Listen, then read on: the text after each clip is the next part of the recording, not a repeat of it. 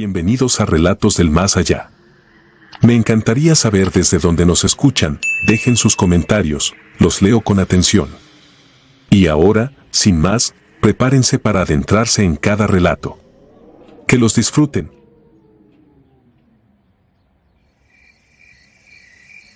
Me llamo Javier Mendoza y fui elemento de la Guardia Nacional entre 2019 y 2023.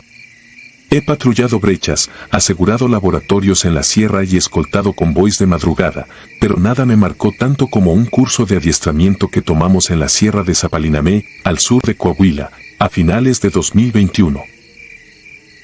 En los papeles era un curso de operaciones en terreno montañoso. En realidad era un campamento aislado sobre una meseta fría a la que se llegaba tras horas de terracería. Sin señal, con el radio entrando a medias y rodeado solo de pinos y cañadas profundas. Éramos 16. A mí me asignaron con Ávila, Torres y un cabo viejo apellidado Cifuentes. La temperatura caía en seco apenas se escondía el sol. No se oía ningún animal. El silencio se sentía pesado, como si el propio paisaje contuviera la respiración. Cuando apagábamos las linternas, el monte se quedaba inmóvil y uno tenía la sensación de estar siendo observado, aunque no hubiera nada a la vista. La primera noche me tocó segunda guardia, de la 1 a las 3 de la mañana, junto con Torres.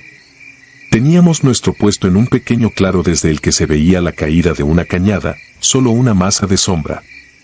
El viento movía las copas de los pinos y yo escaneaba con el visor nocturno para no quedarme dormido. Fue Torres quien notó lo primero. Teníamos los radios en el canal interno, con el volumen bajo. De pronto, entre pequeños chasquidos de estática, se coló una voz. No venía del micrófono de nadie. Sonó demasiado limpia, pegada al aparato. Dijo mi apellido. Solo eso, Mendoza. Pensé que era Cifuentes probando la red. Apreté el transmisor y contesté con el indicativo del equipo. Nadie respondió. El canal se quedó limpio. Torres me miró de reojo. Un minuto después, la voz repitió, más lenta, Mendoza. El tono no era el de ninguno del pelotón. Sonaba grave y apagado, como si hablara desde un lugar cerrado. Reportamos interferencia y cambiamos de canal. Nadie más dijo haber escuchado nada. Cifuentes solo recomendó no distraernos. Aún así, esa noche me costó trabajo dormir. La segunda noche se complicó. A Sandoval, en otro puesto, le ocurrió lo mismo. Gritó nuestro indicativo y salimos corriendo pensando que había visto movimiento. Lo encontramos pálido, con el radio en la mano y la vista fija hacia la cañada.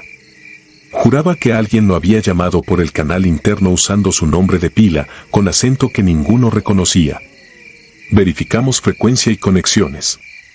Todo en orden. A la tercera noche ya estábamos al límite. El capitán reforzó la vigilancia y mantuvo siempre 2 hombres por puesto. A mí me tocó otra vez con Torres, ahora en un punto más alejado, donde terminaba la meseta y comenzaba la caída de una barranca profunda. Desde ahí se dominaba media ladera. Llegamos antes de medianoche. Revisamos sectores de tiro y nos acomodamos. El cielo estaba despejado y la luna alcanzaba para distinguir la línea negra de los árboles del otro lado. Alrededor de las 2 de la mañana, la temperatura bajó de golpe, como si estuviéramos frente a una cámara de refrigeración abierta. El radio, colgado en mi chaleco, lanzó un chispazo de estática. La voz que salió después no venía de lejos. Se escuchó clara, demasiado clara, sobre nuestros oídos, aunque el aparato siguió colgando inmóvil. Dijo primero el apellido de Torres. Luego el mío. Despacio, sin prisa alguna. No tuvimos tiempo de pensar. Torres encendió su linterna y la dirigió hacia el borde de la barranca.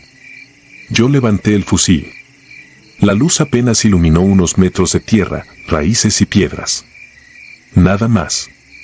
Pero la sensación de que alguien estaba a medio paso de nosotros era tan fuerte que me sudaban las manos dentro de los guantes. Intenté creer que era una broma. Entonces la misma voz repitió nuestros nombres, pero ahora se oyeron varias más, solapadas, como si un grupo completo estuviera pronunciándolos a la vez. No eran gritos. Sonaban como pase de lista, repasando apellidos del pelotón, incluyendo a los que dormían en las tiendas. Torres dio un paso hacia la orilla, buscando el origen. Lo sujeté del chaleco para detenerlo. Sentí su cuerpo temblar. En ese momento, al fondo de la cañada, algo se movió.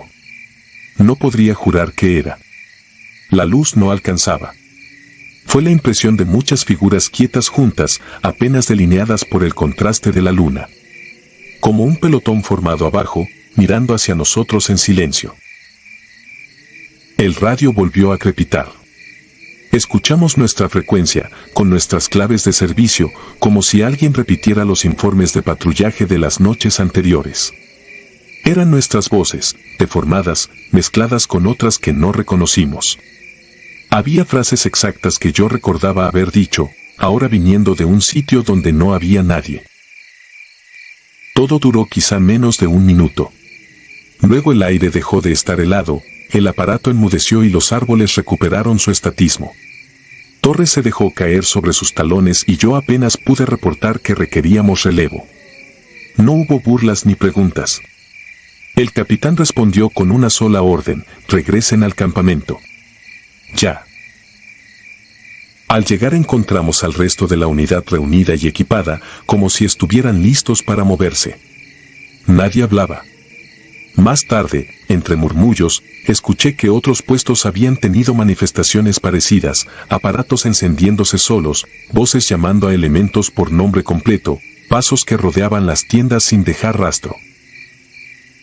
Antes del amanecer nos ordenaron desmontar el campamento. Recogimos todo a la carrera, apagamos fogatas y subimos al camión blindado en silencio. El capitán recibió a un oficial que llegó en una camioneta sin placas, vestido de civil. Se encerraron unos minutos. Desde lejos vi el gesto del recién llegado, negando con la cabeza. De camino a la ciudad, uno de los sargentos más antiguos se sentó a mi lado. Dijo que esa meseta ya se había usado antes como base, en tiempos en que ciertas operaciones se manejaban fuera de la libreta, y que una noche, durante un traslado de detenidos, hubo un incidente. Oficialmente quedó como accidente, una volcadura hacia la barranca. No se habló de números ni de nombres. Me advirtió que no insistiera, que a varios que preguntaron los terminaron cambiando de unidad o marcando como inestables. Hay cerros donde la gente que se quedó abajo todavía pasa lista, murmuró, mirando por la ventanilla. Dejé la Guardia Nacional 2 años después. Cambié de ciudad y de rutina. Aún así, hay noches en que el silencio del departamento se parece demasiado al de aquella sierra. En esas horas me descubro esperando el chasquido de un radio que ya no tengo. En más de una ocasión, cuando todo está completamente quieto, he escuchado algo que no puedo atribuir a vecinos ni a la calle. No es la voz de nadie que conozca, pero pronuncia mi apellido con la misma cadencia que aquella noche en la barranca. Mendoza. Siempre es una sola vez, clara y seca, suficiente para borrarme el sueño y dejarme mirando hacia la oscuridad, esperando no volver a escuchar mi nombre mezclado con el de los que se quedaron allá, pasando lista en algún lugar donde ya nadie debería contestar.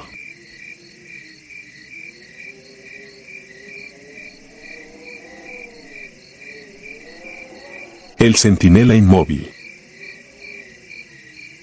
Me llamo César, soy cabo de la Guardia Nacional y lo que voy a contar pasó hace 3 años, en 2022, en la sierra entre Guerrero y Oaxaca, en un destacamento temporal que montamos sobre un viejo campamento de comunicaciones del ejército. No sé cuántas veces he pensado en inventarme otra versión para no sonar loco, pero cada vez que cierro los ojos y recuerdo esa noche, vuelvo a ver lo mismo, a alguien de pie donde no debía haber nadie. Nos habían enviado en apoyo a un operativo contra tala clandestina y paso de droga por brechas. El lugar era perfecto para ocultarse, cerros altos, cañadas profundas y neblina que bajaba al anochecer como una manta pesada. Ahí arriba, donde nos instalamos, solo quedaban las bases oxidadas de unas antenas, un contenedor abandonado y un cuarto de bloc sin puertas ni ventanas, medio comido por el monte. El primer día hicimos reconocimiento y establecimos puntos de vigilancia. Al mío le pusieron Puesto Lima, una pequeña explanada a unos 100 metros del campamento, entre pinos flacos y piedras sueltas. Desde ahí se veía la brecha principal que subía desde el valle. Era uno de los lugares más fríos que he pisado. La primera noche de guardia pasó sin problemas. El viento pegaba fuerte, la radio funcionaba bien y cada media hora reportábamos situación normal.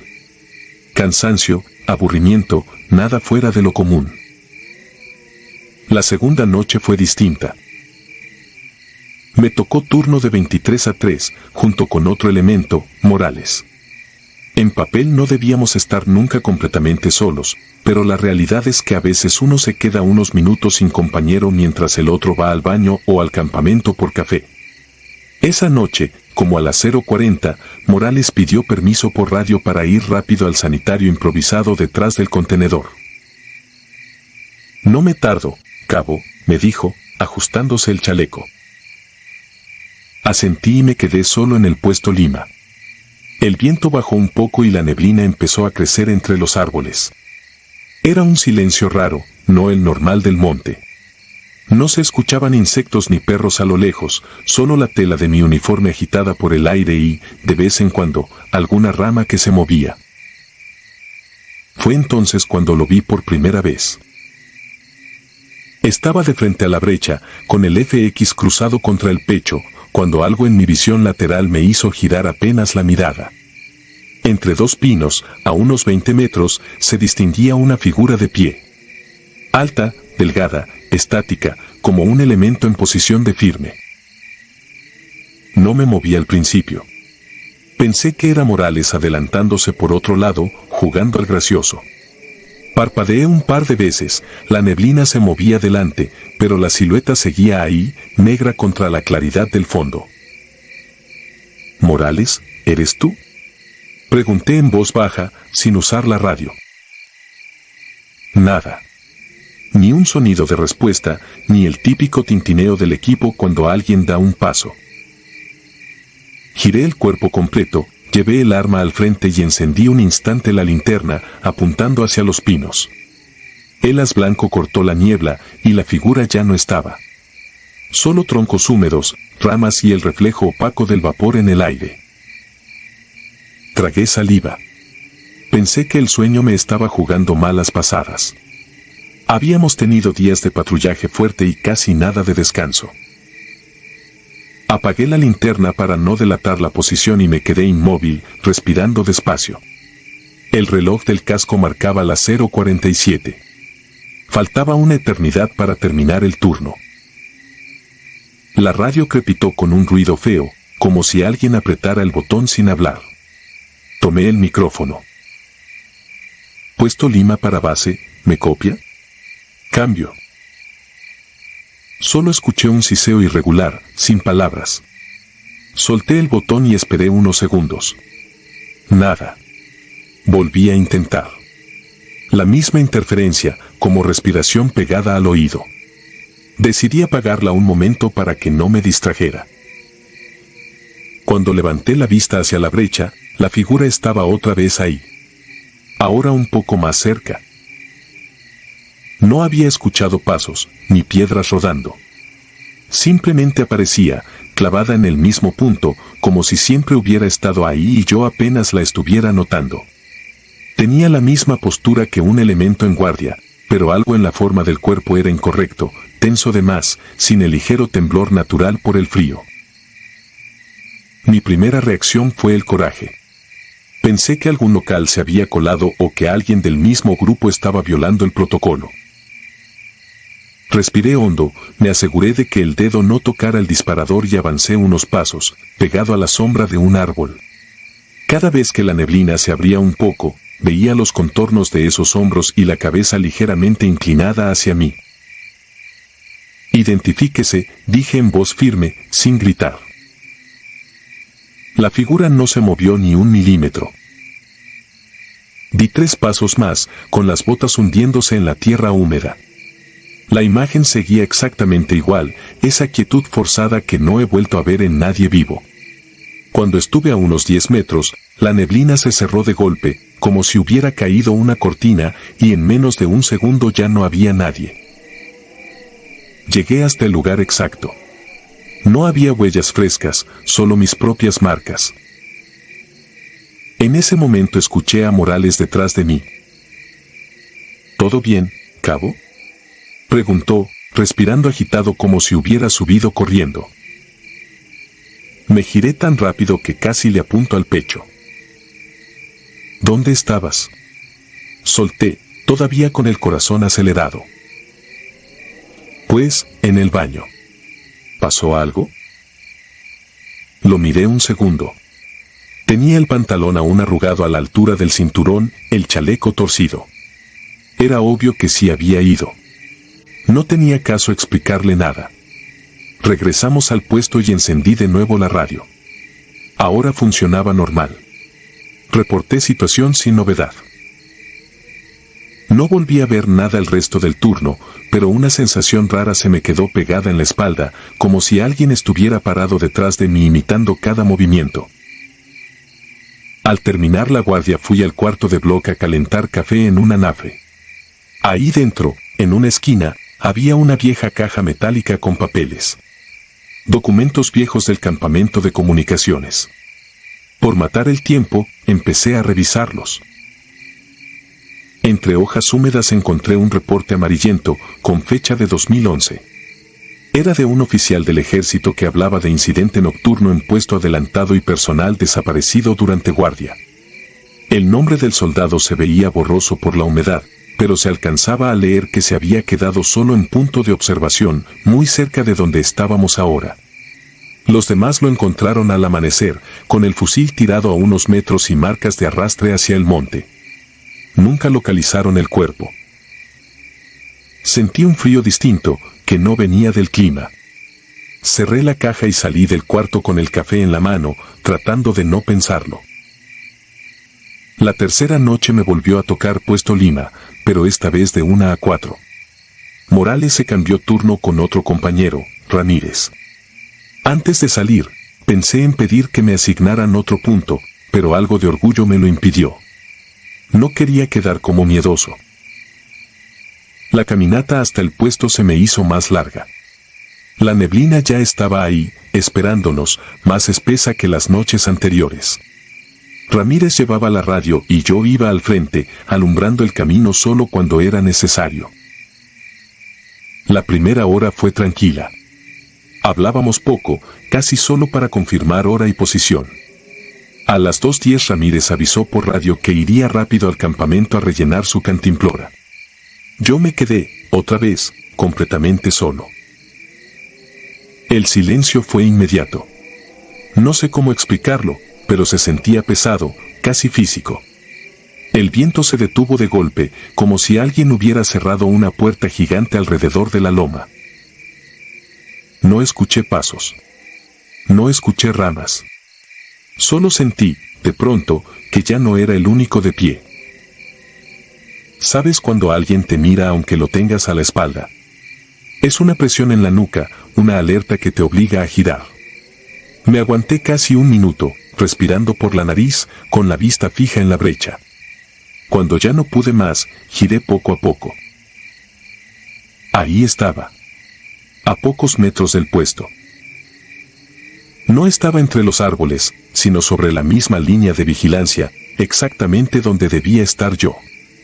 Mismo ángulo de las piernas, mismo acomodo del fusil, misma inclinación de la cabeza. Como si alguien hubiera puesto una copia de mi cuerpo unos pasos más adelante. No se distinguían rasgos claros, la neblina lo envolvía, pero alcanzaba a ver retazos de uniforme, chaleco, casco. Lo peor no fue eso, sino darme cuenta de que cada vez que yo cambiaba mínimamente de postura, esa cosa lo hacía un instante después, con un pequeño retraso, como si me estuviera imitando. Sentí un sudor helado corriéndome por la espalda. Levanté el arma con manos temblorosas. No apreté el disparador. No podía. Disparar significaba aceptar que lo que tenía enfrente era real. Aléjate de la línea, logré decir, con la voz ronca. La figura no obedeció, pero vi cómo los hombros se acomodaban, copiando el gesto que yo acababa de hacer. Intenté mover un pie hacia atrás. Un segundo después, vi el mismo movimiento reflejado en ella. Quise activar la radio, pedir apoyo, pero el micrófono estaba en el chaleco y sentía que si bajaba el arma, algo terrible iba a pasar. Mi respiración se hizo tan fuerte que opacaba todo. El tiempo se estiró. No sé cuánto estuve así, cara a cara con algo que parecía yo y no lo era. De pronto, escuché a lo lejos la voz de Ramírez llamándome, rompiendo la quietud. Cabo, voy llegando. Parpadeé. La neblina se agitó y, en un instante, la figura se apagó como se apaga una sombra cuando cierras una puerta. Ramírez salió entre los árboles, con la cantimplora colgando. ¿Con quién habla, cabo?, preguntó, al ver que yo seguía apuntando a la nada. Bajé el arma despacio. Sentía las piernas flojas. Con nadie, respondí, sin reconocer mi propia voz. No dije nada esa noche, ni al día siguiente. Solo pedí que me rotaran a otro punto alegando dolor en la rodilla por una vieja lesión. El comandante no preguntó demasiado. 2 días después, en el comedor improvisado, uno de los oficiales más viejos sacó un sobre plástico con fotografías viejas del antiguo campamento. En una se veía la loma despejada, las antenas todavía firmes y un pequeño grupo de soldados posando. A un lado, apartado, se distinguía una sombra uniformada, parada en posición de guardia, sin mirar a la cámara. Dicen que ese era el que se perdió en 2011, comentó el oficial, casi como quien cuenta un chisme cualquiera. Desde entonces, algunos dicen que lo ven parado en los puntos de observación, como si siguiera en servicio. No dije nada. Solo sentí cómo se me cerraba la garganta. La postura, la inclinación de la cabeza, todo era igual a lo que yo había visto, solo que la foto era de muchos años antes de que yo llegara allí. A las pocas semanas nos replegaron a otra zona y desmontaron el campamento. Nunca volví a esa loma. Pero desde entonces, cada vez que me toca guardia nocturna en cualquier cerro, siento lo mismo, la sensación de que, unos pasos más adelante, hay alguien copiando cada movimiento, condenado a seguir en su puesto, esperando un relevo que nunca llega. Y yo, que sigo vivo, me descubro mirándome en él, preguntándome cuánto falta para que me toque quedarme también del otro lado de la línea.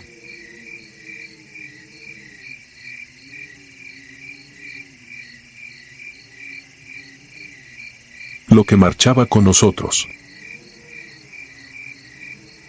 Me llamo Medina, tengo 9 años en la Guardia Nacional y he estado en más operativos de los que quisiera recordar, pero la noche de la que voy a hablarte no tiene comparación con nada que haya vivido en un enfrentamiento, ni con emboscadas, ni con persecuciones. Esto fue otra cosa. Algo que no entra en los partes oficiales, algo que no se puede explicar con entrenamiento ni con balas.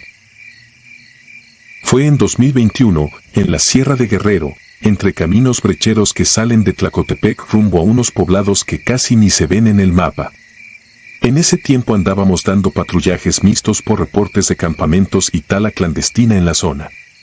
A nosotros nos tocó revisar una franja de monte que ya conocíamos de día, pero esa vez el reconocimiento fue nocturno porque, según el mando, habían visto luces extrañas y movimientos en laderas donde no debería haber nadie. Éramos 4, el sargento Armenta, que llevaba años en el ejército antes de pasar a la guardia, Reyes, que era de Monterrey y apenas tenía 2 años de servicio, Zamora, de Oaxaca, callado pero firme, y yo. Salimos desde un punto de reunión donde dejábamos las camionetas, una brecha lodosa con 2 casas de madera a lo lejos, ya apagadas. La instrucción era clara, subir a pie hasta una vieja antena oxidada en un alto del cerro, revisar los alrededores y reportar cualquier indicio de campamento o guardia armada.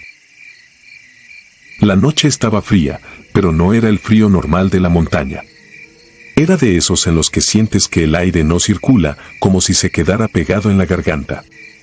No se oían grillos, ni perros a lo lejos, ni música de algún poblado perdido más abajo. Solo el roce de nuestras botas contra la tierra y los chasquidos de las ramas secas. Avanzábamos en línea, con unos metros de distancia entre cada uno, como siempre, Armenta al frente, yo detrás, luego Zamora y al final Reyes, cuidando la retaguardia. Al principio todo parecía rutinario. El monte era el mismo que habíamos recorrido 1000 veces de día, pinos altos, troncos negros marcados por incendios viejos, pedazos de plástico tirados por talamontes, huellas de llanta en la brecha. Pero a la media hora de ascenso empecé a sentir que algo se nos pegaba al paso.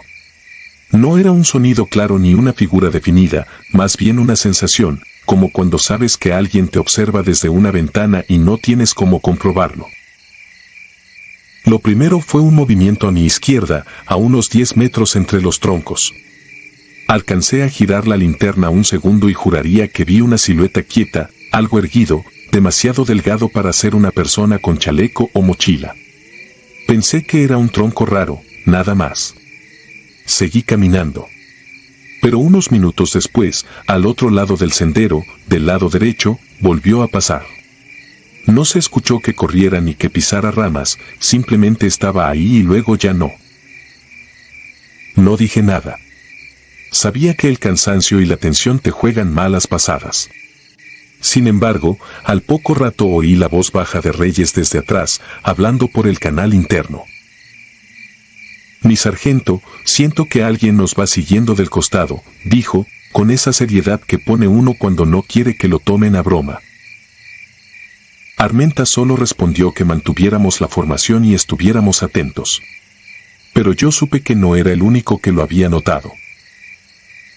El sendero empezó a estrecharse y nos internamos en una zona más cerrada, donde las copas de los árboles casi tapaban el cielo. La luz de las linternas parecía menos efectiva, como si no alcanzara a morder toda la oscuridad. Cada tanto, en el límite del halo, alcanzaba a distinguir algo como un bulto negro, alto, pegado a un tronco, pero cada vez que enfocaba directo, desaparecía. No se escuchaba respiración, ni pasos extra, ni ropa rozando las ramas. Solo esa presencia que se movía con nosotros, cambiando de lado, como si marcara el ritmo de nuestra marcha. El radio, que ya de por sí fallaba en esas tierras, comenzó a meter ruido más feo de lo normal. No era solo estática, de vez en cuando se colaban fragmentos de voz, muy bajos, que repetían partes de lo que nosotros mismos habíamos dicho minutos antes. Una orden, un apellido, una confirmación. Como si alguien hubiera grabado el eco de nuestras propias palabras y lo estuviera soltando de vuelta, deformado, desde algún punto del cerro. Nadie lo comentó en ese momento, pero todos lo escuchamos. Lo supe por las miradas rápidas que se cruzaban cuando las voces se colaban por el audífono. Llegamos a una especie de claro pequeño, una zona de tierra más desnuda, con un árbol caído al centro, que yo recordaba bien de un patrullaje diurno. De día, ese lugar era simplemente un punto de referencia. De noche, parecía un escenario armado para algo que todavía no empezaba. Armenta nos ordenó hacer un alto corto, revisar perímetro y checar GPS. Cuando marcamos posición, el aparato decía que íbamos bien, que la antena estaba a unos 15 minutos de subida. Reyes se acercó al tronco caído para vigilar hacia abajo, hacia la barranca. Lo vi quedarse rígido. Levantó la mano, haciendo la señal de alto. Apagué mi linterna un segundo y entonces la alcancé a ver, al otro lado del claro, pegada a un grupo de pinos, había una figura vertical, ennegrecida, más alta que cualquiera de nosotros, sin contorno definido. No podía distinguir rostro ni detalles, solo un vacío más oscuro que todo lo demás. Estaba inmóvil, como si hubiera estado ahí desde antes de que llegáramos. Encendí la linterna de golpe, apuntando directo. En el instante en que el haz llegó a ese punto, ya no había nada. Solo los troncos. El estómago se me cerró. No escuché que nadie se moviera. Nadie disparó, nadie dijo nada. Era como si todos hubiéramos entendido que lo que fuera que estaba ahí no jugaba con nuestras reglas. Subimos los últimos metros casi en silencio total. El aire se volvió más pesado, casi espeso. Cada respiración dolía un poco en el pecho. Cuando por fin vimos la silueta oxidada de la antena, sentí alivio por un segundo, hasta que notamos que algo estaba mal. El pequeño campamento de observación que se usaba para pernoctar en ocasiones, un par de catres, una mesa metálica, restos de enlatados, estaba revuelto, como si lo hubieran abandonado con prisa. Había un termo tirado, un poncho en el suelo, huellas de botas marcadas alrededor, todas orientadas hacia la salida del sendero, como si la gente que estuvo allí hubiera preferido exponerse bajando a oscuras que quedarse debajo de esa estructura. Dentro de una libreta húmeda, entre hojas hinchadas por la neblina, encontramos anotaciones de la patrulla anterior. Eran cosas rutinarias, hora de llegada, número de elementos, observaciones del terreno. Pero en las últimas líneas, escritas con prisa, había frases más cortas, sin formato, mezcladas con la hora. Algo camina junto a la línea de árboles, no responde a luces ni órdenes, se para donde nos paramos, no deja de mirarnos. No había conclusión, ni firma. Solo un espacio en blanco después de la última anotación. Decidimos quedarnos un rato ahí arriba, reportando por radio la situación. El canal se escuchaba saturado, con interferencia sucia. El mando nos ordenó mantener la posición hasta que se despejara la frecuencia y pudiéramos mandar coordenadas con claridad. Sabíamos que eso podía tomar horas, y ya pasaba de la medianoche. Encendimos un pequeño hornillo para calentar café, más por rutina que por gusto. Nadie tenía hambre. Nadie bromeaba. El sargento se quedó de pie, fusil en mano, mirando hacia el borde del claro. Fue Zamora el primero en decir que sentía pasos alrededor, pasos que no venían de nosotros. No eran ligeros ni rápidos, más bien pesados y lentos, circulando por el perímetro del campamento, deteniéndose en puntos específicos y luego reanudando la marcha. Yo también los escuché, un crujir de ramas que se acercaba, se detenía y volvía a avanzar, siempre por fuera del alcance completo de la luz. A veces el ruido se detenía justo detrás de la antena, como si algo se plantara ahí, mirando hacia nosotros. En un momento, el hornillo se apagó solo. El tanque aún tenía gas, la perilla no estaba cerrada. Simplemente la flama desapareció. La temperatura descendió de golpe, tanto que mi respiración se volvió visible, formando pequeñas nubes delante del rostro. No había viento. Nada se movía, excepto esa cosa que caminaba alrededor, sin entrar nunca del todo al claro, como si esperara que fuéramos nosotros quienes diéramos el primer paso hacia la oscuridad. Reyes pidió ir unos metros al fondo, a un árbol grande donde usaban de letrina cuando se quedaban en ese punto. Armenta le dijo que regresara en menos de 2 minutos. Lo vimos alejarse, solo, con la linterna baja. Pasó 1 minuto. Pasaron 2. Pasaron 5. Nadie hablaba. El radio, en lugar de voces de mando, empezó a soltar un ruido extraño, como respiraciones alargadas mezcladas con estática. Cuando por fin el sargento ordenó que yo fuera a buscarlo, sentí algo en el estómago que me decía que no era buena idea alejarme. Fui de todas maneras. Caminé hacia el árbol grande, enfocando el suelo. Vi las huellas de Reyes, claras en la tierra húmeda. Llegaban hasta el tronco y luego desaparecían. No había marcas de regreso, ni señales de pelea, ni arrastre. Solo vacío. Lo llamé por su apellido, 1, 2, 3 veces. Nada. Ni una respuesta, ni un quejido, ni un lamento a lo lejos. Solo ese silencio pesado del monte. Volví al claro con la piel helada. Armenta me miró y no tuve que decir nada para que entendiera. Ordenó de inmediato preparar descenso. El plan había cambiado, ya no íbamos a pasar más tiempo en ese punto. Teníamos que salir de ahí como fuera. El problema fue que, en cuanto comenzamos a bajar, el cerro dejó de comportarse como lo conocíamos. El GPS marcaba que íbamos en línea hacia la brecha, pero el camino no coincidía con lo que habíamos recorrido antes. Empezaron a aparecer árboles que no recordábamos, piedras que jurábamos no haber visto de su vida. Lo peor fue cuando pasamos junto a un tronco quemado con una marca muy particular, y 20 minutos después volvimos a pasar junto al mismo tronco, la misma marca, el mismo ángulo. Estábamos caminando en círculos, aunque el aparato dijera lo contrario. Cada vez que nos deteníamos a revisar coordenadas, una figura se plantaba a cierta distancia, entre los árboles, mirándonos. No se movía, no corría, no se acercaba de golpe. Simplemente estaba ahí, como un guardia que supervisara nuestra confusión. Cuando levantábamos las linternas, se desdibujaba. Cuando las bajábamos, volvía a estar, un poco más cerca, un poco más alineada con nuestra ruta. En un tramo, el sendero se partía en dos, una vereda marcada hacia la derecha y otra apenas visible hacia la izquierda, junto a un deslave que caía a un barranco profundo. El GPS insistía en que la ruta correcta era la derecha, pero la vereda se perdía a los pocos metros en maleza cerrada. Fue entonces cuando vi a esa cosa parada justo al inicio del camino de la derecha, inmóvil, alta, como una sombra con volumen que no dejaba pasar la luz entre sus contornos. No hacía gesto alguno, pero todo mi cuerpo entendió que si seguíamos por ahí no íbamos a regresar. Tomamos la otra vereda, pegados a la pared del cerro, con cuidado de no resbalar hacia la caída. A cada paso sentía que algo nos acompañaba del lado del vacío, marchando a nuestra altura pero un poco más abajo, como si caminara suspendido en el aire, siguiendo nuestro ritmo. No lo veía, pero el cuerpo lo percibía, igual que se siente un vehículo al lado en la carretera aunque no lo mires de reojo.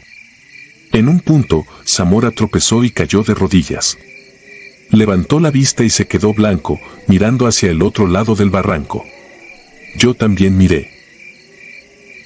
En la ladera opuesta, a nuestra misma altura, estaba la figura. Ahora sí la veía completa. Delgada, desproporcionada, con extremidades demasiado largas para ser humanas, clavada en la pendiente como si la gravedad no fuera con ella. No tenía rasgos claros, no distinguía cara ni ropa, era más bien un recorte de oscuridad pegado sobre la montaña, un pedazo de noche que no tenía derecho a estar tan definido. Y aún así, estaba ahí, enfrentada a nosotros, como un espejo enfermo de nuestra propia columna de marcha. No levanté el fusil. Sabía, en lo más profundo, que no servía de nada disparar. Solo apreté la correa y seguí caminando sin quitarle la vista de encima, hasta que la vereda dobló y la perdimos detrás de la roca. No sé cuánto tiempo pasó desde que dejamos la antena hasta que pisamos de nuevo la brecha donde estaban las camionetas, pero cuando llegamos ya clareaba el cielo y los pájaros empezaban a cantar como si nada. Reyes nunca apareció. El reporte oficial habló de desaparición en terreno agreste, probable caída, posible arrastre por animales. La libreta con las anotaciones del grupo anterior se perdió por humedad. Lo que escribimos en nuestro informe fue una versión recortada, sin figuras entre los árboles ni pasos que no correspondían a nadie. Intentar contarlo tal cual solo habría significado que nos mandaran a valoración psicológica y nos marcaran de por vida dentro de la corporación. A veces sueño que sigo subiendo esa misma montaña, con el fusil al pecho y la radio en el oído, y que la cosa esa está a mi lado, fuera del cono de luz, marchando conmigo al mismo paso, esperando a que me detenga para quedarse quieta a unos metros. Cuando despierto, sigo escuchando el crujir lento de ramas bajo un peso que no es el mío, dando vueltas alrededor de la cama, midiendo el terreno. Muchos años antes de que nosotros llegáramos con uniformes y vehículos, esa sierra ya tenía dueño.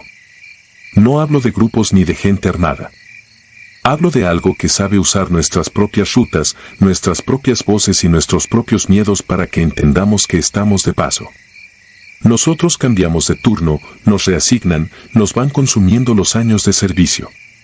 Eso que marcha junto a los árboles sigue ahí, esperando la siguiente patrulla que se atreva a entrar a su monte creyendo que lo conoce. Yo solo sé que, si algún día escuchas de un operativo nocturno perdido entre Tlacotepec y los altos de la sierra, tal vez no haya sido solo por culpa del terreno.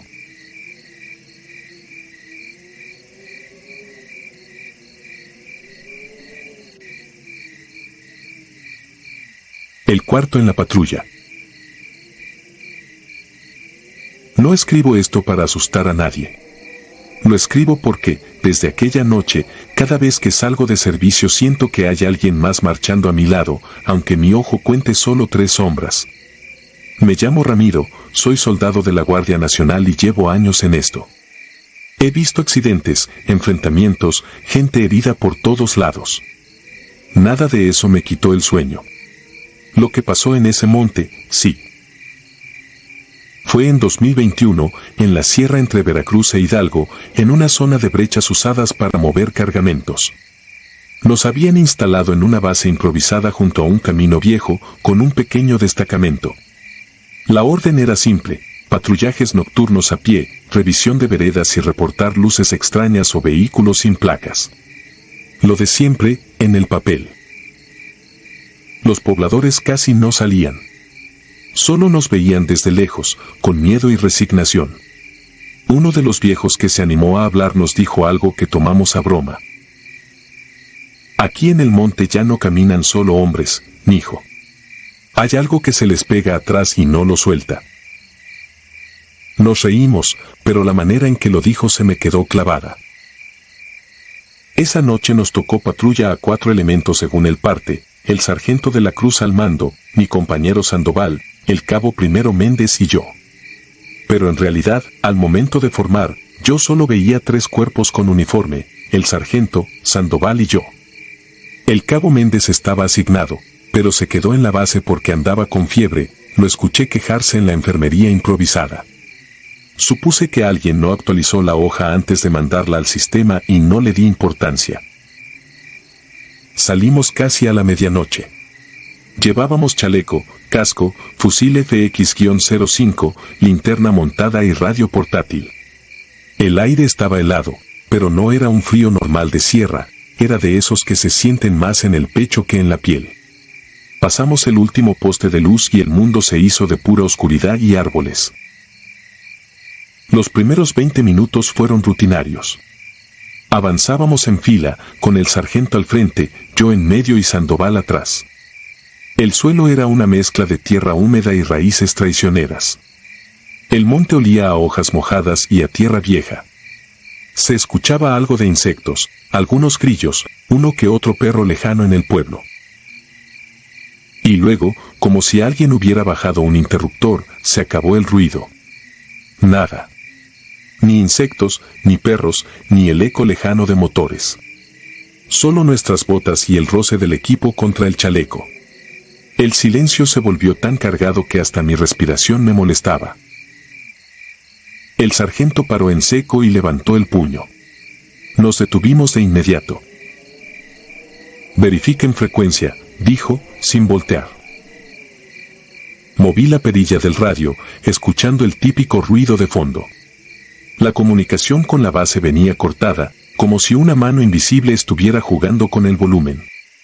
La otra escuadra, que patrullaba una vereda paralela, tampoco contestaba claro, fragmentos de palabras, chasquidos, estática.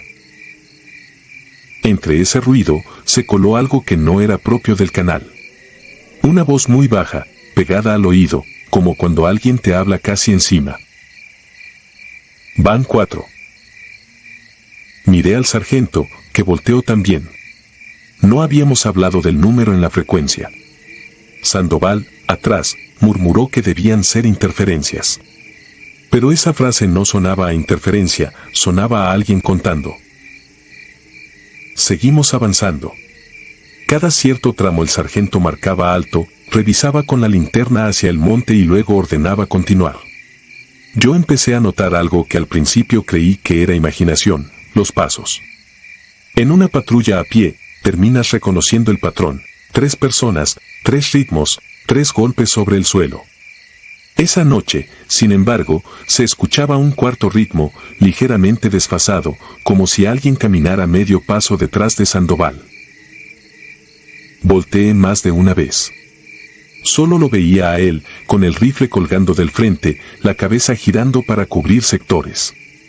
Pero el sonido estaba ahí, insistente, pisando donde nadie aparecía.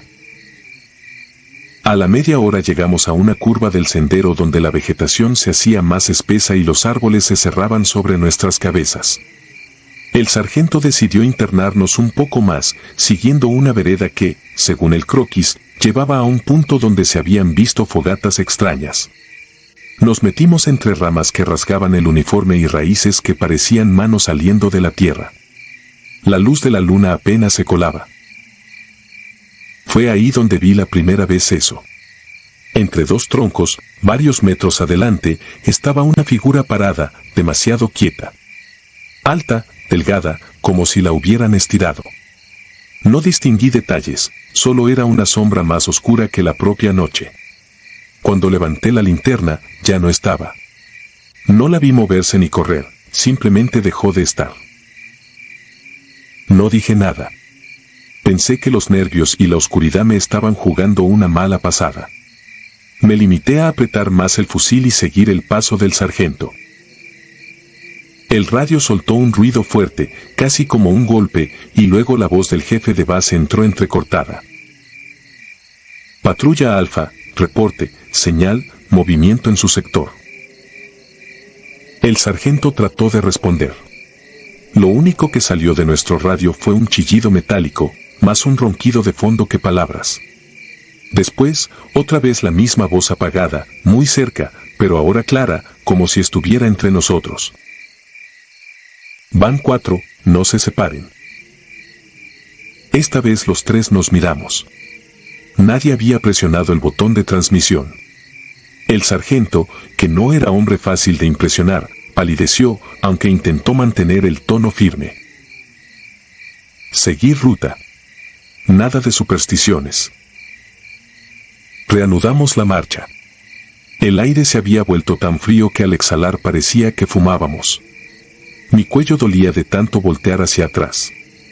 El patrón de paso seguía, insistente, marcando que algo más venía pegado a nuestra formación. En un tramo más abierto del monte, el sargento decidió marcar un punto en el GPS de mano y dar media vuelta para regresar hacia la brecha principal. Hasta ahí, todo estaba dentro de lo razonable. Lo extraño empezó cuando volvimos al sendero principal, era otro. Los árboles parecían más juntos, las piedras no coincidían con las que recordaba haber pisado a la ida. El terreno bajaba cuando, según el mapa, debería subir. Caminamos varios minutos y no encontramos la brecha, ni los postes de luz a lo lejos, ni las referencias que habíamos memorizado. Era como si el monte se hubiera doblado sobre sí mismo. Sandoval empezó a respirar rápido. El sargento intentó mantenerlo ocupado revisando sectores y verificando el mapa, pero todos sabíamos que estábamos caminando sobre un camino que no existía en el croquis. El GPS marcaba líneas imposibles, como si diéramos vueltas en círculos sin repetir el mismo lugar. Fue Sandoval quien lo vio primero. Mi sargento, las pisadas. Bajé la mirada. Sobre la tierra húmeda se notaba la marca de nuestras botas, claramente. Una fila regresando por donde se suponía que veníamos. 3 huellas bien definidas y una cuarta pisada, un poco más al centro, como si alguien hubiera caminado entre nosotros. La forma no era clara, no correspondía a nuestras botas reglamentarias, más bien parecía desdibujada, pero se repetía una y otra vez entre nuestros pasos. Seguimos esas huellas, porque no teníamos otra referencia. Era seguirse a sí mismos con un intruso en medio. El aire pesaba más a cada metro. El monte se sentía pequeño, cerrado, como si la oscuridad tuviera peso.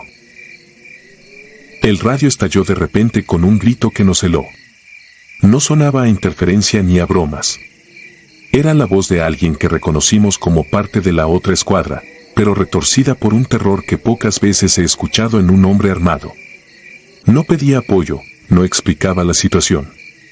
Solo repetía la misma frase. No lo dejen entrar, no lo dejen entrar. El sargento intentó coordinar, pidió ubicación, pidió calma. Nadie respondió. Luego vino un silencio brutal, seguido por algo más que se coló en la frecuencia. No era un grito ni una palabra clara, era un sonido raro, como cuando arrastras algo pesado sobre grava, prolongado, húmedo. Después, nada. En ese punto, hasta el sargento aceptó que algo estaba fuera de toda lógica. Nos reagrupó casi pegados, omitiendo la distancia reglamentaria. Nadie se queda atrás, nadie se adelanta. Vamos a salir de aquí como sea. Las huellas en el suelo seguían guiándonos, siempre con la cuarta marca en medio. El monte parecía repetirse, el mismo árbol torcido, la misma roca partida, la misma rama que rozaba el casco. Yo ya no sabía si avanzábamos o dábamos vueltas en un mismo cuadro de tierra. El momento final, el que me persigue hasta cuando cierro los ojos, llegó cerca de lo que parecía un claro. El sargento caminaba adelante, yo casi pegado a su espalda y Sandoval detrás. De la nada, el ritmo de pasos cambió. Lo sientes, el oído se acostumbra. Empecé a notar que ahora el cuarto paso no venía detrás, sino junto a mí, al lado izquierdo, separando ligeramente el pasto. Volteé, con el fusil medio levantado. Ahí estaba. A menos de 2 metros, caminando a nuestro ritmo, había una figura tan delgada que parecía que el uniforme le quedaba enorme, pero no llevaba uniforme. No tenía rasgos claros, la cara parecía cubierta por una sombra más oscura que la noche, como si algo borroso se hubiera posado sobre su cabeza. Lo más perturbador era que sus movimientos imitaban los míos. Si yo levantaba ligeramente el arma, esa cosa hacía un gesto parecido con un brazo demasiado largo. No pude gritar. El cuerpo simplemente se me paralizó.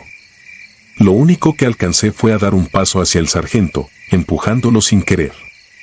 Él volteó para reclamarme y se quedó congelado también. Aquello nos miraba a los dos, aunque no tuviera ojos visibles. Sandoval, detrás, balbuceaba una oración rota. En ese instante, el radio volvió a encenderse solo, sin que nadie lo tocara. La voz que salió esta vez no era la del jefe de base ni la de la otra escuadra. Era mi propia voz, reconocible, repitiendo, con un tono plano, completamente ajeno a mí. Patrulla de 4 elementos en movimiento. Sin novedad. Patrulla de 4 elementos en movimiento. Sin novedad. Era el mismo reporte que yo había dado al salir de la base, pero reproducido en un tono frío, como si lo leyera alguien que solo imitaba mi manera de hablar. La figura a mi lado inclinó la cabeza hacia el radio, como si le diera curiosidad. El sargento reaccionó primero. Bajó el fusil hasta casi apuntarle, aunque sus manos temblaban. No disparó. Ninguno lo hizo. Algo en el ambiente nos lo impedía, como si apretar el gatillo fuera una idea que se deshacía antes de llegar al dedo. Las linternas parpadearon todas al mismo tiempo. Por un segundo se apagaron y el mundo quedó a oscuras. En ese lapso sentí un peso helado rozarme el hombro, un roce que no debería existir. Cuando la luz volvió, la figura ya no estaba. Solo éramos 3, empapados en sudor frío, con el corazón golpeando como martillo en el pecho. El sargento no dijo una sola palabra más durante el regreso. Solo siguió avanzando, tomando decisiones rápidas, girando cuando el terreno se lo permitía. No sé cuánto tiempo pasó, pero al final vimos a lo lejos el resplandor de los postes de luz y las siluetas de los vehículos. Salir del monte fue como respirar después de mucho rato bajo el agua. En la base, todos nos miraron raro. El jefe de servicios nos preguntó por qué habíamos tardado más de lo debido y por qué la otra escuadra no contestaba. A ellos, hay que decirlo, no los volvimos a escuchar esa noche. Según el parte oficial, perdieron comunicación por falla de equipo y regresaron mucho después, pálidos, sin querer hablar. Lo que nos remató fue otra cosa. Ya en la oficina, el sargento pidió ver el registro digital de salida de patrullas para corregir el detalle del cabo Méndez. El operador abrió la pantalla. Allí estaba nuestra patrulla, marcada a la hora exacta. 4 nombres, De la Cruz, Ramiro Ortiz, yo, Sandoval, y un cuarto que no conocíamos. El sistema mostraba Méndez R como cuarto elemento. Pero Méndez no había salido esa noche. Lo teníamos ahí mismo, envuelto en cobijas, con fiebre. El operador juró que él no editó nada. Dijo que el registro se había generado en automático desde el primer reporte por radio. Escuchamos la grabación. Mi voz salía clara al inicio del servicio. Patrulla de 4 elementos en movimiento. Sin novedad. Yo recuerdo perfecto haber dicho 3 elementos. Lo repetí varias veces mentalmente antes de transmitir, como siempre. Pero la grabación decía otra cosa. Como si desde el primer minuto alguien más hubiera contado con nosotros. No hubo investigación formal. En el papel, todo quedó como un problema de sistema y mala coordinación. En la práctica, el sargento pidió rotación de zona casi de inmediato. A las pocas semanas nos sacaron de ese destacamento. Desde entonces he hecho muchos otros servicios. He caminado por otros montes, por carreteras, por pueblos que apenas salen en los mapas. Intento no pensar en esa noche. Pero cada vez que caminamos en formación y escucho los pasos sobre la tierra, no puedo evitarlo, cuento, una y otra vez. 1, 2, 3.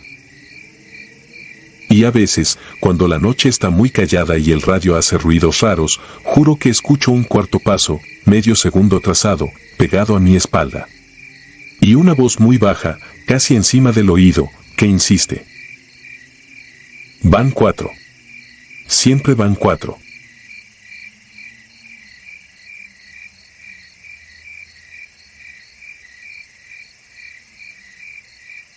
Sin huella. No debería contar esto, pero llevo años despertando con el mismo zumbido en los oídos, como si aún trajera el radio pegado. Soy subteniente de infantería, Sedena, y lo que voy a narrar ocurrió en 2014 en la Sierra Alta de Guerrero. Era un operativo sencillo en papel, asegurar un rancho usado como punto de reunión y salida para grupos armados. Llegamos antes del atardecer, 3 camionetas Cheyenne, una artillada y un par de elementos de apoyo del batallón vecino. El patrón de patrullaje indicaba poco movimiento. Todo normal, hasta que no lo fue. El intercambio de fuego duró menos de lo que uno tarda en recordar el primer apellido. Entramos con disciplina, primer anillo, segundo anillo, limpieza, verificación de cuartos, decomiso de armas y radios portátiles. Sobre la tierra seca quedaron 4 caídos. Nos faltaba el jefe. Informantes decían que cojeaba, que siempre llevaba un abrigo delgado aunque hiciera calor, que tenía un modo particular de respirar, como si tragara aire por la nariz y lo soltara sin prisa por la boca. No estaba. Rastreadores de la sección marcaron el sendero hacia un filo de monte. Huella clara, botas número 10, presión de apoyo en el borde externo del pie derecho. La pista se metió en la maleza y, de pronto, nada. No un giro, no una caída al barranco, no arrastre. Nada. Como si el terreno se lo hubiera tragado sin dejar señal. Revisamos 3 veces con linterna y luz blanca. Yo metí la mano bajo una raíz buscando la continuidad de la señal. Tierra compacta, ramas partidas, silencio de pájaro espantado. Luego, la nada lisa. Pernocta.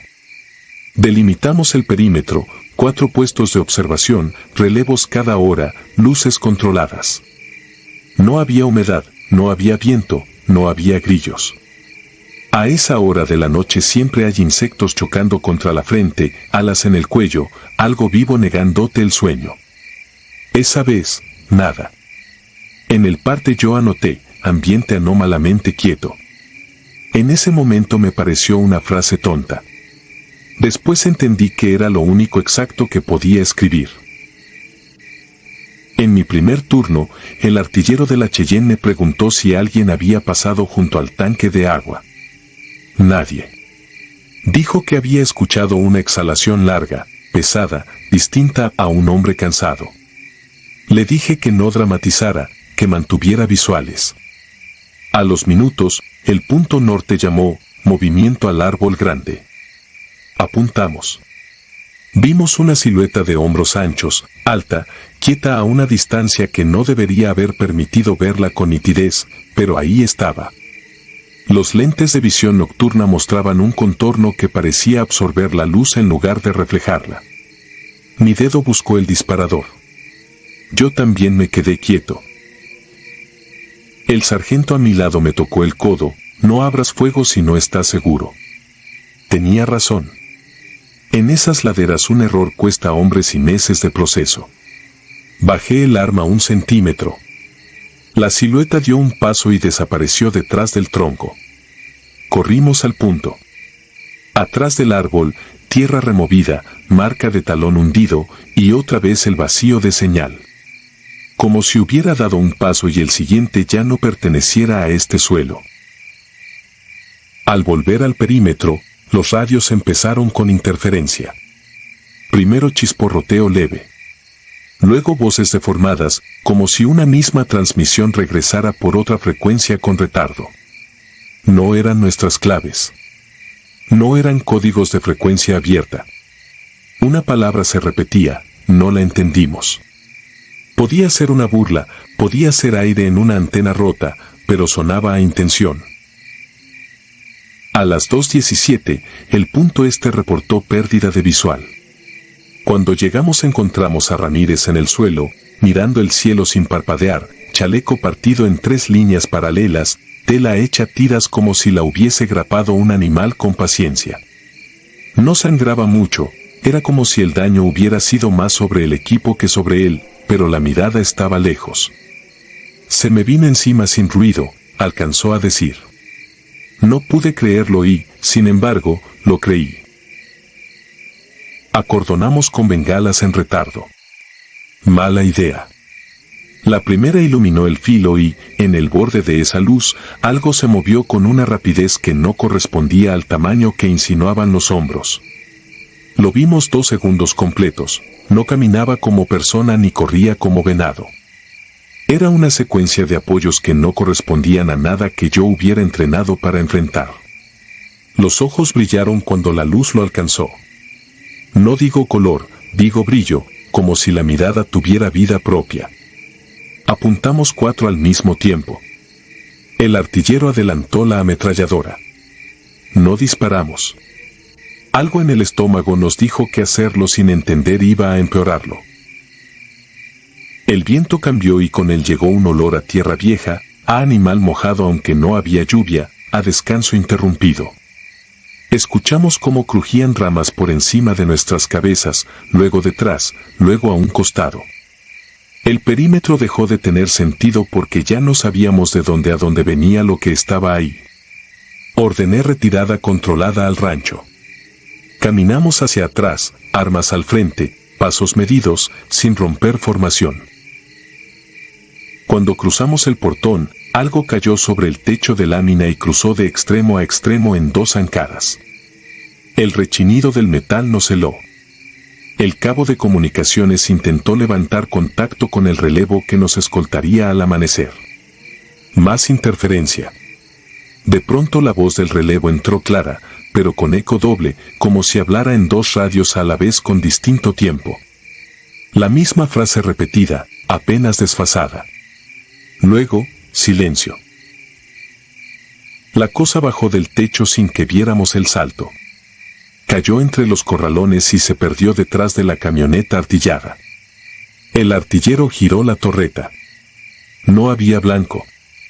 Sentimos la vibración en el suelo, una secuencia de pasos que no era de cuadrúpedo ni de bípedo, sino de algo que no sabíamos contar. El soldado más joven empezó a respirar demasiado rápido. Le toqué el cuello para anclarlo al presente. Seguimos retrocediendo hacia las unidades. El primer impacto llegó a la puerta trasera de la Cheyenne. La lámina se dobló hacia adentro como si la hubiera golpeado un tronco a toda velocidad. Arrancamos. La artillada tomó la punta. Salimos por el camino de terracería sin luces, con visión nocturna, modulando cambios para no quedarnos. Por el espejo vi movimiento paralelo a la vereda, siempre a la misma distancia, como una sombra que no quería alcanzarnos ni quedarse atrás. Cada cierto tramo, 2 destellos de mirada en la orilla, nivel de hombro, luego a ras de monte, luego arriba, como si pudiera ajustar su altura. A los 6 kilómetros la señal del relevo volvió limpia. Confirmé posición y condición. Mantengan velocidad, no paren, fue lo único que nos dijeron. Lo obedecimos sin discutir. En la siguiente curva dejó de verse. No hubo más golpes. No volvió la interferencia. Solo el motor y la carretera mala. Al amanecer, regresamos con refuerzos y peritos. El rancho estaba como lo dejamos, salvo por el techo marcado con 3 líneas hundidas, iguales a las que habían rasgado el chaleco de Ramírez. En el filo del monte, donde la huella se había cortado, encontraron la misma tierra lisa, compacta, sin continuación. Los peritos tomaron fotografías, levantaron muestras, midieron ángulos. Nada que cupiera en un reporte normal. En el informe final dejamos lo que sabíamos sostener: 4 asegurados, armamento decomisado, un herido leve por agente contundente no identificado, interferencia en comunicaciones. Nadie escribió lo importante, que nos habían seguido sin alcanzarnos, que nos habían observado sin esconderse del todo, que a cada intento de fijarlo en la mira respondía con un desplazamiento que negaba lo conocido. Ramírez pidió su baja meses después. Dice que todavía siente el chaleco abrirse en la espalda a ciertas horas. El artillero se cambió a otro destino donde no haya monte. Yo sigo en servicio. Cada vez que me toca una sierra y la noche cae sin insectos, cierro el parte con una línea que nadie me ha exigido: ambiente anómalamente quieto. Es mi manera de admitir que hay algo ahí, pegado a los bordes del mapa, midiendo nuestros pasos. A veces sueño con el filo iluminado por la bengala y con esa mirada que respondía a la luz como si la entendiera. En el sueño me obliga a escoger, disparar y empeorarlo o bajar el arma y aguantar. Siempre hago lo mismo que aquella noche. Quizá por eso sigo aquí. Quizá por eso, a pesar de todo, cuento esto. Para que, si alguna vez llegan a una ladera donde la noche viene sin grillos y la tierra no devuelve huella, sepan qué escribir en el parte, sepan cómo respirar, sepan que no están solos. Y que, si deciden quedarse, no lo provoquen. Porque lo que camina sin dejar rastro no huye, espera.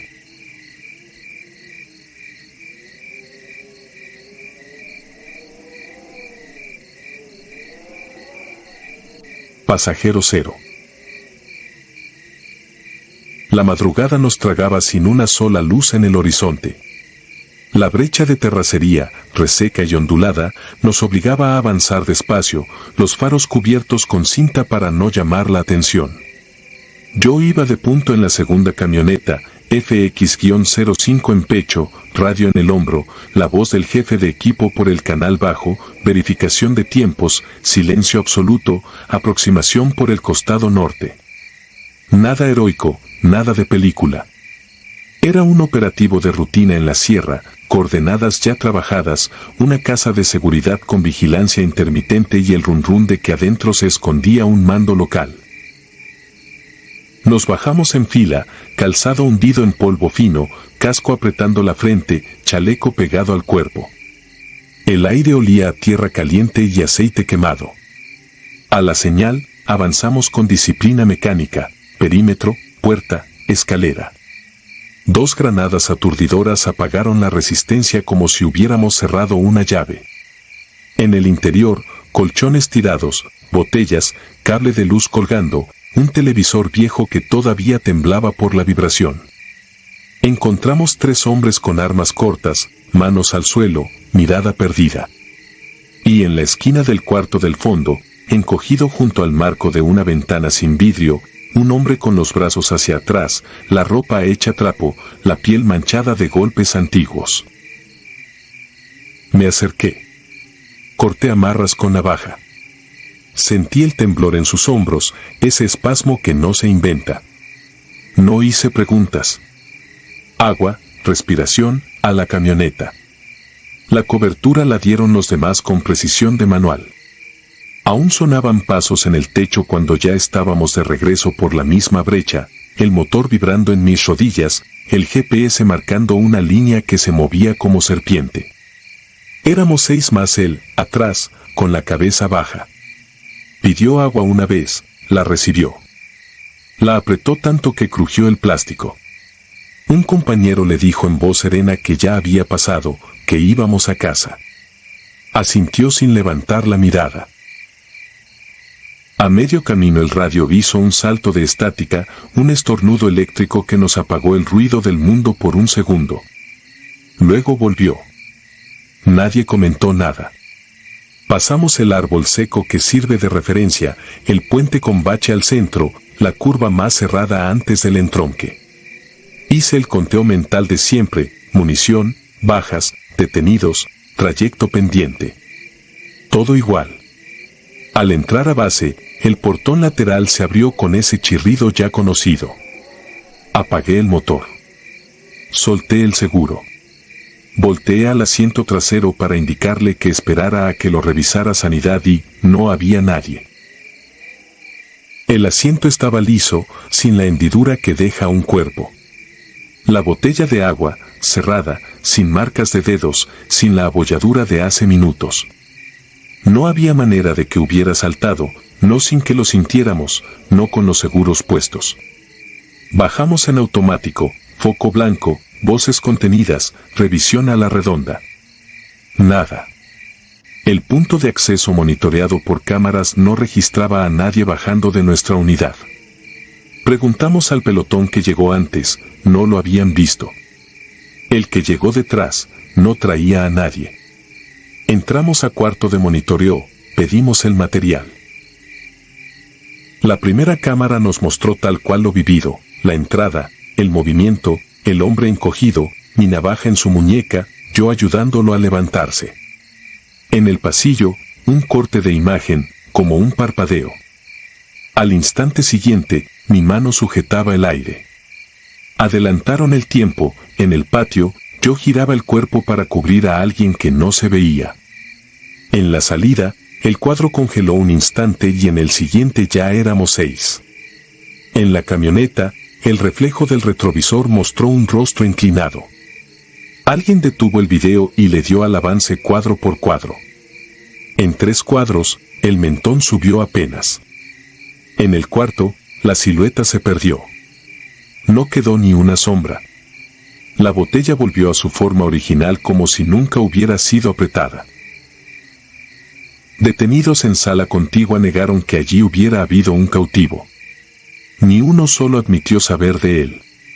El objetivo del operativo, con la cara hinchada y esa sonrisa que no llega a los ojos, soltó que inventábamos cosas. Los demás repitieron lo mismo con una seguridad que no parecía ensayada. Consultamos el parte de inteligencia que dio origen al operativo. No había mención de víctima. Solo la fotografía vieja de un vehículo, el nombre del sujeto buscado, horarios de vigilancia. El comandante nos llamó, uno por uno. A mí me tocó tercero. El cubículo olía a café recalentado. No gritó. Dijo que íbamos a cerrar el reporte con lo incautado y los detenidos, sin anexos extraordinarios. Dijo que en el camino pasan cosas que no conviene discutir porque no ayudan a nadie y nublan la cabeza. Dijo que descansáramos. Lo escuché de pie, con el chaleco a medio desabrochar, sintiendo una pulsación en los oídos como cuando falta oxígeno. Esa noche dormimos juntos en la misma barraca. Nadie prendió música. Los chistes se guardaron en algún cajón. Yo mantuve las botas a medio metro de la litera, por si sonaba la alarma. Cerré los ojos y cada tanto veía el retrovisor otra vez, el leve movimiento del mentón, el cuadro vacío después. Me levanté a las 3 para ir al sanitario. Al regresar, juro que me pareció ver, sentado en la orilla de la litera vacía frente a la mía, el bulto de alguien con la cabeza inclinada, como cuando se agradece en silencio. Parpadeé. Ya no estaba. No lo dije. Días después, por trámite, llevamos la camioneta a mantenimiento. El mecánico, Un viejo que ha visto de todo, revisó las correas, los frenos, la suspensión. Me llamó para mostrarme el asiento trasero. La tela tenía una leve marca ovalada, como de peso sostenido por horas, exactamente donde viajan los detenidos, pero los registros de la base marcaban que después del operativo la unidad no había salido. Le dije que debió ser otra persona. Levantó los hombros, firmó su parte y se fue. Volvimos a la zona una semana más tarde. Otra orden, otro punto, el mismo monte. Hicimos una parada en una tienda de lámina. El dueño, canoso, voz gastada, me preguntó si íbamos a subir por la loma de los Palos Quemados. Dijo que años atrás un hombre secuestrado murió allá y que nunca aparecieron sus restos ni sus cosas. Dijo que algunos conductores que pasan de madrugada sienten que traen a alguien en el asiento atrás y que por respeto no voltean. Yo asentí sin abrir la boca. Entramos a un sendero distinto y aún así el camino nos condujo a la misma brecha de siempre, la que se siente interminable aunque esté trazada en el mapa como una línea corta. Hicimos un alto antes del puente. El aire cambió de temperatura sin viento aparente, una variación mínima que la piel identifica al instante. El radio volvió a hacer ese estornudo eléctrico. Nadie comentó. Avanzamos. Hay cosas que no se describen en partes oficiales.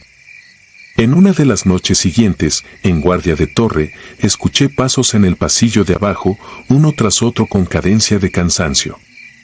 Me asomé sobre el barandal, linterna apagada. No vi nada. A la mañana, en la mesa del comedor, había una botella de agua igual a la que yo pasé en la camioneta. La tapa, intacta. Nadie dijo que la había dejado. He intentado explicarme lo que pasó con lógica de cuartel, confusión, estrés, memoria que rellena espacios vacíos, error de cámara, mala broma. Pero todos vimos lo mismo y todos hicimos lo mismo. Y en el material queda ese microgesto en el espejo, esa forma de levantar el mentón que hace cualquiera para tragar la emoción antes de hablar. Desde ese día cargo una botella extra y la dejo en el asiento trasero, a la derecha, en cada salida de noche. Nadie me lo ordenó. Nadie me lo preguntó. Es un acto sin nombre, un reconocimiento para alguien que estuvo y no estuvo, que pidió agua y tal vez no pudo beber. Cuando pasamos por el árbol seco y el puente con bache, miro rápido el retrovisor. La mayor parte de las veces no hay nada. Una vez, solo una, me pareció distinguir la curvatura de un hombro y algo que podría ser un perfil. El radio tosió. El espejo quedó limpio. No sé qué subimos aquella madrugada ni a quién protegimos con la vida. No sé si abrimos una salida o si fuimos transporte de algo que no entiende de fronteras ni de órdenes. Sé que el asiento trasero, en la oscuridad, a veces parece más pesado de lo que debería. Y que, cuando la base se acerca y el portón se abre, el aire recupera su temperatura normal como si alguien hubiera descendido antes de tiempo. En el parte final de aquel operativo figura lo de siempre, fecha, lugar, aseguramientos, detenidos. Ninguna mención a un rescatado. Ninguna línea sobre un pasajero que se disolvió en la ruta. Pero yo estuve ahí. Yo cargué su peso, yo escuché su respiración en el trayecto, yo vi el movimiento en el espejo. Y cada vez que recojo mi equipo para una nueva salida, siento, justo detrás de mí, un espacio que no está vacío del todo, esperando la señal para volver a subirse en silencio.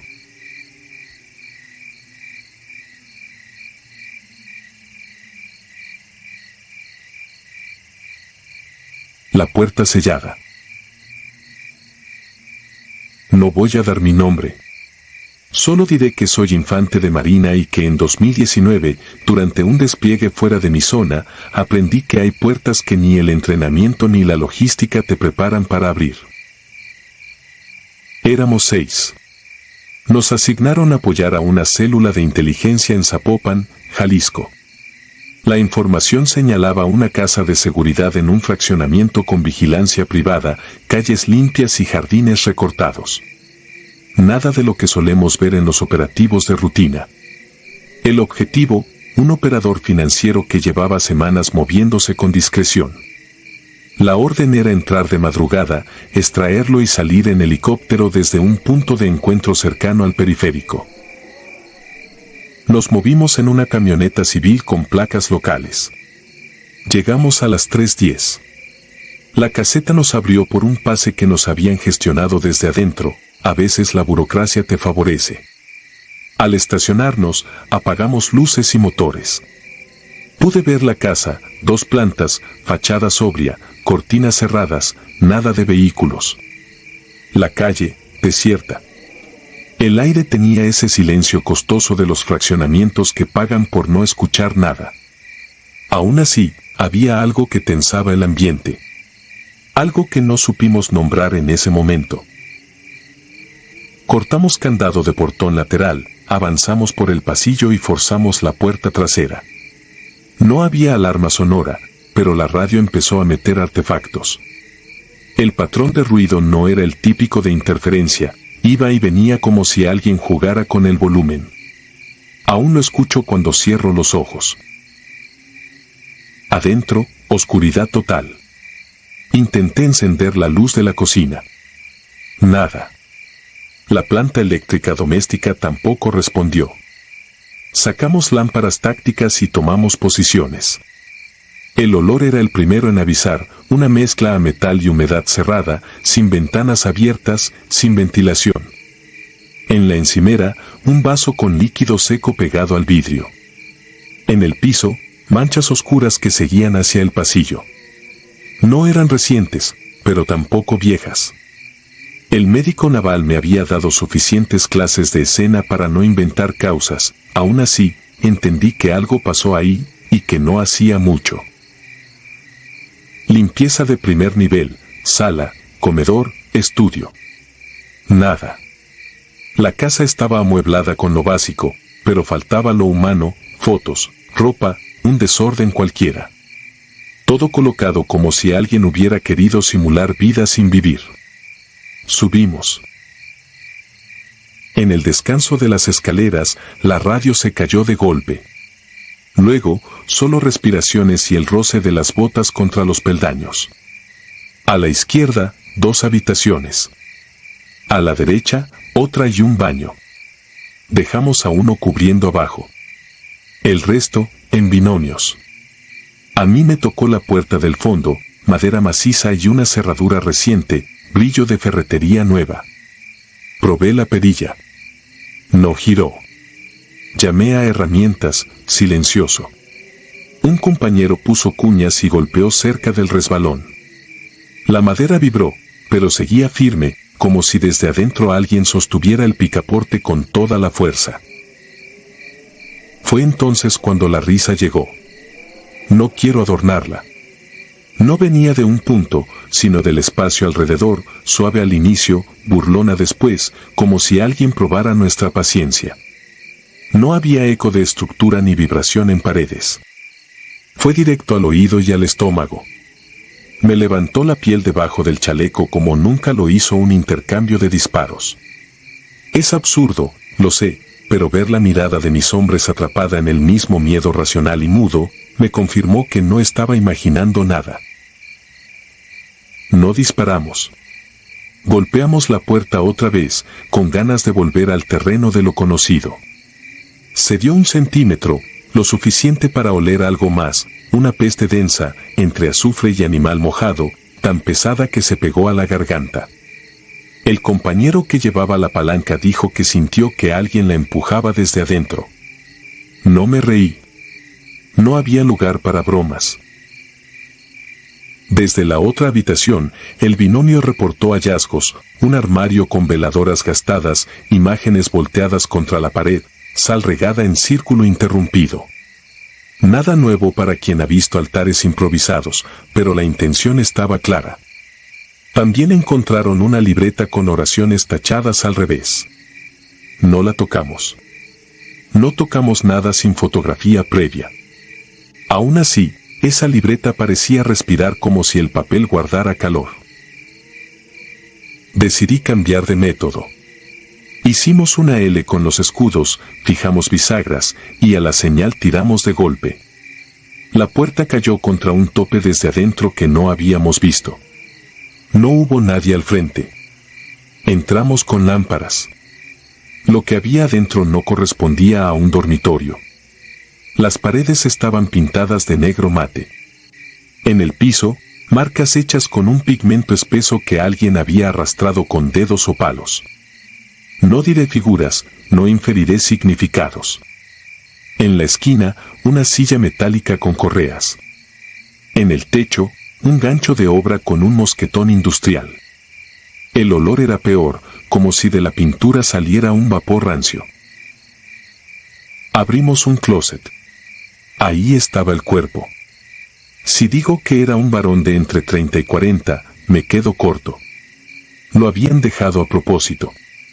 Había signos que no describiré. El técnico en mí registró un detalle: no había sangre fresca en el sitio, pero sí manchas secas como si hubieran intentado limpiar y desistido.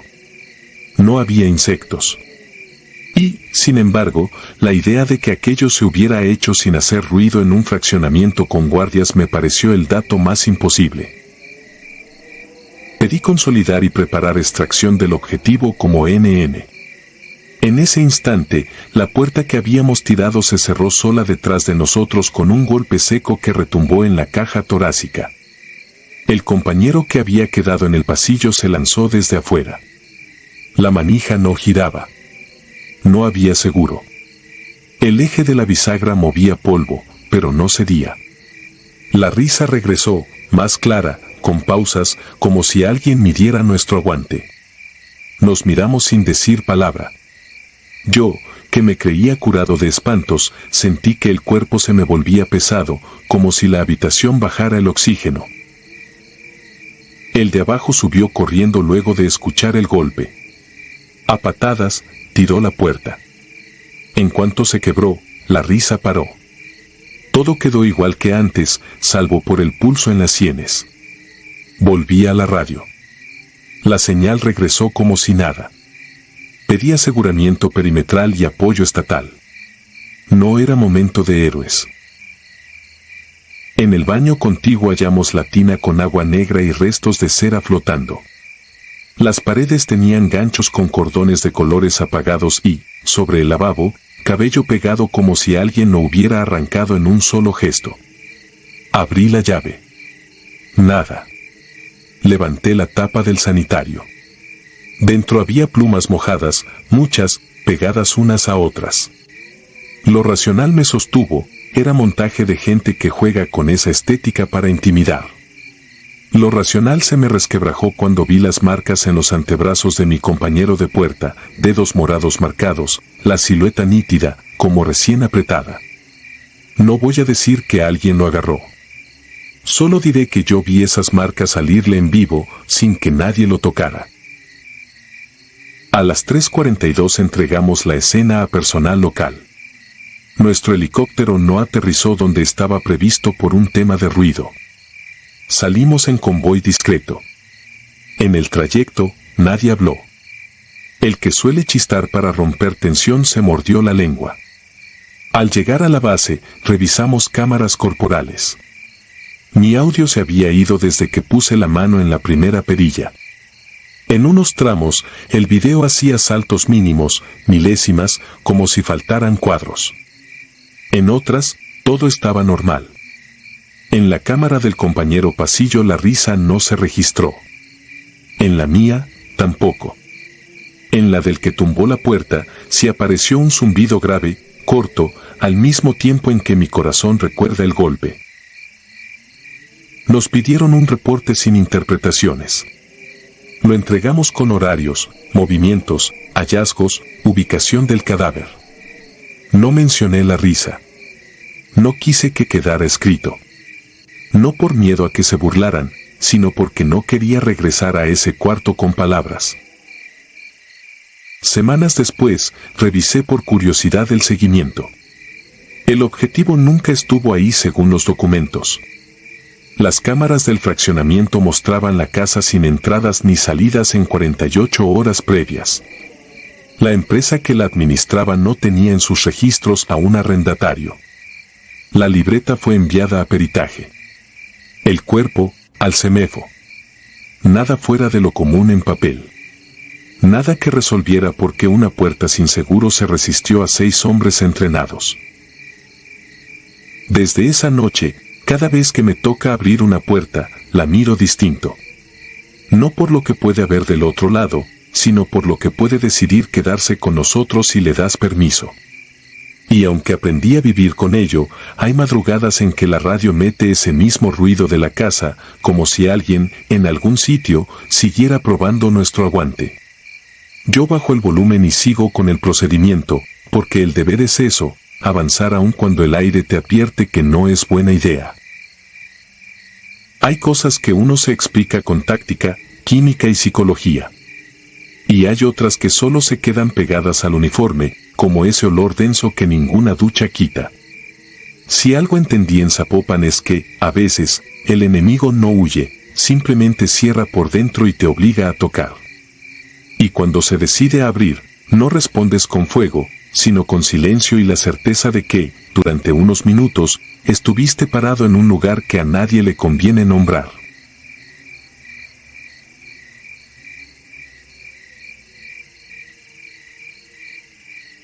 El eco que respiraba. Era otoño de 2015 y estábamos despegados en la Sierra Tarahumara, Chihuahua. Nuestra unidad de la Marina había recibido la orden de localizar un escondite de armas en una zona de cuevas usadas por grupos criminales. Según inteligencia, servían como bodega de cartuchos y droga, pero el acceso era peligroso por derrumbes y la presencia de barrancos. Nos dividimos en 2 grupos. Yo iba con el teniente Cárdenas en el de reconocimiento, 6 hombres en total. El aire estaba húmedo y frío, con esa neblina que se pega a la piel y hace que la sierra huela a tierra mojada y óxido. Caminamos todo el día siguiendo rastros de pisadas que se perdían entre matorrales y piedra suelta. Al caer la tarde encontramos la boca de la cueva. Era grande, irregular, y de ella salía un viento helado que olía a humedad rancia, mezclada con algo más, como carne vieja. Instalamos un perímetro improvisado y dejamos que cayera la noche para entrar. Por protocolo, las operaciones subterráneas se hacían de noche para evitar ser detectados desde el aire. A las 23:40, con linternas y visores nocturnos, entramos. La primera galería era amplia, con estalactitas rotas y charcos de agua oscura. Cada paso hacía eco. No escuchábamos insectos ni murciélagos. Solo el goteo constante. Después de unos 50 metros, la cueva se bifurcaba. Por la derecha había huellas frescas de botas, así que seguimos ese camino. A los pocos minutos, sentí algo raro. El eco de nuestros pasos ya no coincidía. Primero lo noté con el teniente, él pisaba, y el eco llegaba medio segundo tarde, como si la cueva respondiera con su propio ritmo. Luego escuché un respiro que no era nuestro, profundo y húmedo, resonando entre las paredes. «Deténganse», susurró Cárdenas. Apagamos las linternas y quedamos en completa oscuridad, solo con el verde del visor nocturno. Fue entonces que vimos algo que me heló la sangre. Al fondo, en la pared, nuestras sombras estaban proyectadas, pero no se movían igual que nosotros. Cada vez que levantábamos un pie, la sombra lo levantaba más lento. Cuando bajábamos el arma, la sombra la mantenía apuntando. Como si algo nos estuviera imitando a destiempo. Uno de los marinos, Sánchez, empezó a respirar muy rápido. El eco en la cueva lo amplificaba hasta parecer que alguien nos jadeaba en la nuca. Y entonces, sin que nadie hablara, escuchamos un murmullo. No eran palabras claras. Era como si la piedra misma tratara de hablar. Decidimos retroceder. Pero al girarnos, el pasillo por donde habíamos entrado parecía más estrecho. La humedad caía en gotas gruesas y cada golpe contra la piedra sonaba como pasos que se acercaban. Apresuramos el paso. De repente, Sánchez gritó. Lo iluminamos, algo le había sujetado la pierna. No era una mano ni un animal. Era una sombra densa que se extendía desde el suelo, como un charco negro, y se enroscaba en su pantorrilla. Al alarlo, sentí que mi guante se humedecía con algo espeso y helado, pero al mirarlo, no había nada. Disparamos al suelo. El eco del disparo retumbó como un rugido dentro de la cueva. Y entonces todo cambió. El eco respiraba. Juro que lo escuché. Era como si cada pared inhalara y exhalara, profundo, mojado, como un pulmón gigante. La tierra vibraba levemente bajo nuestras botas. Corrimos sin mirar atrás. A cada paso, el eco nos seguía, imitando nuestras pisadas pero más fuerte, como si algo mucho más pesado caminara detrás. Al salir, nos recibió la noche y el viento de la sierra. Afuera todo parecía normal, salvo por un detalle que ninguno quiso mencionar hasta días después. El aire salía de la cueva como si exhalara, y en el vapor frío se dibujaban siluetas de nuestras caras, deformadas, como si la cueva quisiera quedarse con nosotros. Al regresar al campamento, revisamos el equipo. Las cámaras térmicas no grabaron nada dentro de la cueva. Pero el micrófono ambiental, que siempre va en el casco del primer hombre, captó un sonido que aún hoy me persigue cuando intento dormir. Respiración. Pero no nuestra.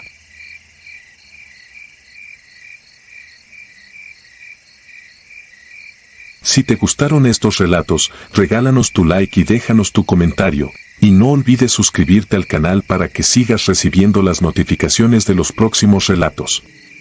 Tu apoyo nos ayuda a seguir creciendo dentro de YouTube.